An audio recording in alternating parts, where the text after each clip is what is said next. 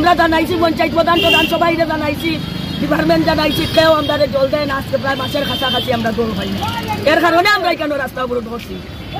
কয়টা থেকে কেন রাস্তা অবরোধ চলতেছে? 9টা থেকে।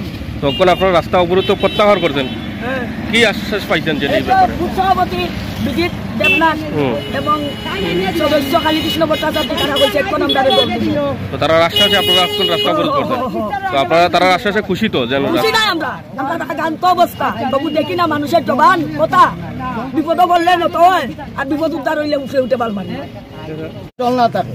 মুখ্যমন্ত্রীর কিতা এটা খেয়াল নাই, আমরা চকলেটটা চুলিয়া মুখটো করিবার আগে ট্যাক্স দেই, আর তাই না রাখালে কিতা ইভিএমে জিতায় না মানুষে জিতায়? মানুষের কি দরকার আছে না নাই?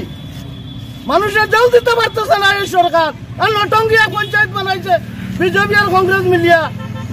এরা তো শুধু খাবার পাওয়ার ধান্দায় মানুষের জল খাওয়াইতেছে, এটা তারা মনে নাই। আমরা জলের লাগি যুদ্ধ করতেছি, আমরা আশেপাশে কোনো জায়গায় জল নাই। ওই তো 1 কিলোমিটার দূরে আমার বাড়ি থেকে জল আছে, তারা এইটা বারে বারে অনুরোধ করার পরে তারা আমরা জল দিতে বলতে পারতেছে না। নটঙ্গি পঞ্চায়েত বানাইছে, আমরা কি না করি? এরারে আমরা তাড়াতাড়ি জল দেওয়া হোক, আর নাইলে আরো বহুত বড় আন্দোলন লাগে আমরা তৈরি আছি।